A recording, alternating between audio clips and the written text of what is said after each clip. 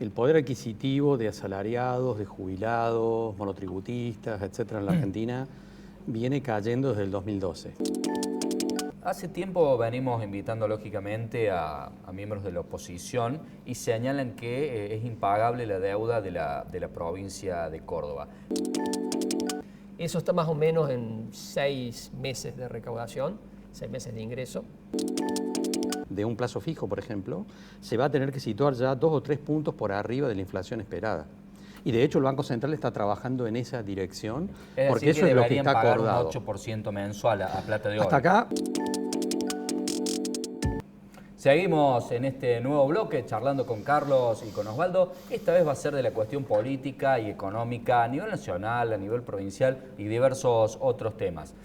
Carlos, te consulto sobre cómo ves el panorama económico de nuestro país en lo que resta del 22, en el 23 ya con la coyuntura de cambio de gobierno en cuanto a lo que es la inflación y demás. Sabemos que el mes de marzo cerró con 6.75% de inflación y la línea de la pobreza en los 95.000 pesos. ¿Esta tendencia va a seguir así? ¿Se va a tranquilizar? Bueno, muchas cosas, ¿no? Pero para empezar, digamos que el poder adquisitivo de asalariados, de jubilados, monotributistas, etcétera, en la Argentina viene cayendo desde el 2012. Y es una cosa sostenida, en realidad. Revertir eso, obviamente, es muy complicado. Con una inflación, supongamos, en torno al 60%, que pudiera plantearse para este año, casi en el mejor de los casos. Lo firmamos ya. Obviamente, es muy difícil que esos segmentos sociales puedan recuperar poder adquisitivo. El acuerdo con el Fondo Monetario marca la cancha en algunos aspectos, digamos. El aumento de las tasas de interés y otras medidas que están planteadas dentro del acuerdo plantean un proceso de enfriamiento sobre el funcionamiento de la economía argentina, de tal manera que lo que cabe esperar a lo largo del año es un amesetamiento, digamos, de la actividad económica. Si pensamos que la actividad tuvo una fuerte recuperación el año pasado, saliendo de la pandemia, digamos que eso razonablemente no se va a repetir este año. ¿Era el famoso rebote del gato muerto lo que ocurrió o fue algo genuino? En parte sí, pero tenía un acompañamiento también en algunos sectores productivos. Si pensamos que el sector agropecuario, por ejemplo, tuvo una campaña muy buena agrícola con buenos precios internacionales, una parte del interior de la provincia se recuperó productivamente gracias a ese espaldarazo, digamos, del mercado internacional de y los precios. $600. Exactamente. Pero en términos complejos, digamos que el escenario de cara a este año no va a seguir con una recuperación de esas características, sino que la economía va a ir en un proceso de enfriamiento donde decimos es muy difícil que muchos sectores sociales que han venido perdiendo poder adquisitivo lo puedan recuperar. Ahora, en términos de la inflación, en realidad yo digo que hay que primero mirar una cuestión porque a uno le pasa a veces como consultor que la gente te dice, yo no creo el indicador estadístico. Están mintiendo, tampoco el 6 y 7, es más que eso. Mucha gente tiene esa lectura. A ver, si uno lo desglosa, la canasta básica, por ejemplo, aumentó el 10% y en los últimos 12 meses el 110%. Bueno, por ahí la gente, si compra mercadería, siente ese número. Lo que pasa es esto también. Acá en Francia o en Tanzania, cuando la inflación supera el 20-25% anual, los mecanismos técnicos de cálculo de la inflación pierden capacidad predictiva, la pierden. Suponete, vos vas al centro y pasás por un negocio y ves un producto que vale 4.000 pesos, vale como ejemplo. Haces una cuadra y media, el mismo producto vale 6.000 o 7.000. Y le pasa a cualquiera que nos está mirando. Cuando la inflación adquiere cierta dinámica, los mecanismos de predicción técnicos que tiene la ciencia estadística pierden capacidad. Lo que sí yo creo que va a ocurrir, es muy probable, es que la inflación de este año, calculada por el INDEC, que no está mintiendo, porque, digamos, convengamos esto, mucha gente también piensa eso, de decir, no, el INDEC está desfigurando los datos. No, y vale un ejemplo concreto. En los 2 últimos meses, el índice de febrero y de marzo, el dato oficial del INDEC se situó por arriba de lo que dijeron las consultoras privadas. Lo cual es un buen ejemplo de que están diciendo la verdad. Están diciendo la verdad, lo que pasa es que la metodología es la que está fallando y no es una culpa del INDEC. Ahora, en ese punto es probable que la inflación termine el año cerca del 60%, si pensamos que puede haber alguna descompresión en los próximos meses, a partir de mayo, en parte por todos los reacomodamientos de precios que se produjeron entre febrero y marzo. Pero igualmente, la Argentina va a seguir teniendo sin lugar a dudas una inflación alta, y hablar de una inflación del 60%, como vos decías, ojalá lo firmamos, sería un buen dato. Es prácticamente imposible que podamos situarnos por debajo de ese número. Osvaldo, quiero aprovechar para preguntarte, no como autor del libro, sino como ministro de Finanzas. ¿Los números de la recaudación vienen acompañando a los porcentajes de la inflación o están perdiendo como ocurre con los plazos fijos, por ejemplo? No, hasta el último dato que teníamos el mes pasado fue de acompañamiento, es decir, que hubo incluso acompañamiento con la recuperación económica que recién hablábamos, ¿no? Luego de la pandemia. Eso lo que ha dado es una, no digo situación de holgura, ni mucho menos, porque sería mentir, pero sí cierta tranquilidad de poder operar con normalidad el Estado, generar una capacidad de ahorro que ha permitido, bueno, sostener un plan de obras públicas que, bueno, que creo que es visto, ¿no? y que es muy necesario y muy importante en este momento.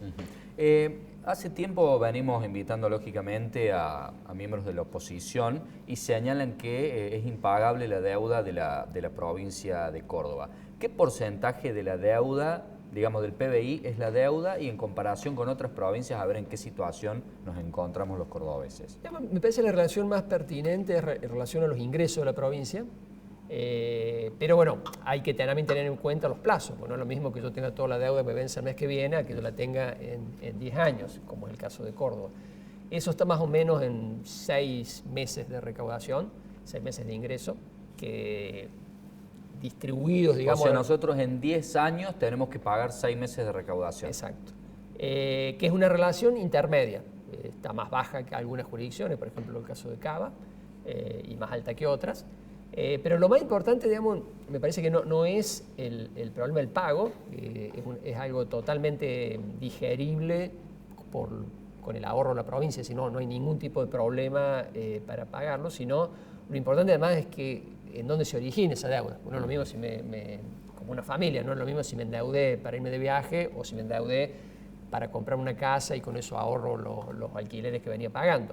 En el caso de Córdoba, claramente, creo que es visible, que fue para hacer una inversión que es muy importante desde el punto de vista del desarrollo productivo y social, inclusive desde el punto de vista productivo genera producción que paga impuestos y que genera, ¿no es cierto?, lo que va a permitir pagar. De manera que ahí creo que los cordobeses pueden estar absolutamente tranquilos de que es algo absolutamente manejable, aún en un escenario como el actual, donde no hay acceso a nuevo crédito, es decir, que hay que pagarla toda la deuda porque no hay posibilidades o son muy limitadas las posibilidades de acceso al crédito, es algo que no es un punto de preocupación.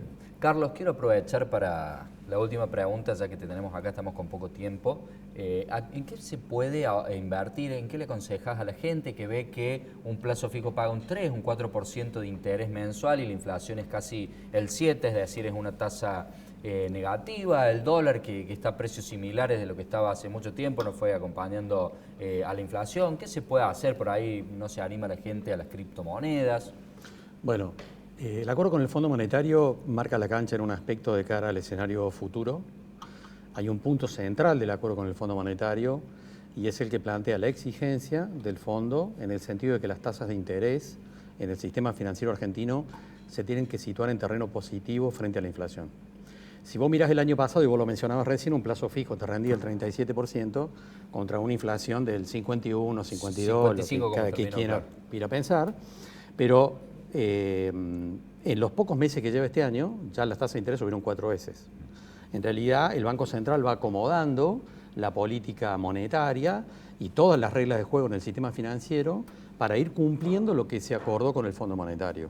De tal manera que te diría que, mirado al segundo semestre del año, lo que llamamos la tasa efectiva de un plazo fijo, por ejemplo, se va a tener que situar ya 2 o 3 puntos por arriba de la inflación esperada. Y de hecho el Banco Central está trabajando en esa dirección, porque eso es lo que está acordado. Un 8% mensual a plata de hoy, hasta acá, a los de hoy. Bueno, hasta acá en realidad pensémoslo así. Yo el año pasado a mis clientes les venía recomendando que tomaran plazo fijo UVA, es decir, el que ajustaba por inflación. La inflación más el 1% de interés. O el 0, digamos, depende del plazo fijo que estés tomando, pero te está tomando el índice de inflación. En los próximos meses, tal vez en el segundo semestre del año, nos vamos a encontrar con que un plazo fijo convencional va a tener una tasa efectiva, no la tasa nominal anual, sino la tasa efectiva 1 o 2 puntos por arriba de la inflación, porque eso es lo que está acordado con el Fondo Monetario. Ahora, también está acordado con el Fondo Monetario que el dólar en el mercado oficial de cambios tiene que subir en sintonía con la misma inflación. Si vos tomás la En evolución... el mercado formal. En el mercado oficial de cambios. Si vos tomás la evolución del dólar en el mercado oficial de cambios, el dólar mayorista básicamente, que es el que se usa para las operaciones de comercio exterior, tomás la evolución de ese dólar en los últimos 20 días y anualizás esa tasa evaluatoria, te da el 60%, que es precisamente la pauta de inflacionaria que el Banco Central sabe que puede estar pensando que va a ocurrir, digamos. Carlos, te agradecemos por haber formado parte de Meridiano 64. Muy bien, gracias a vos. Osvaldo, lo mismo para vos. Gracias, un gusto. Nosotros nos hemos quedado sin tiempo, nos despedimos hasta la semana próxima. Hasta entonces.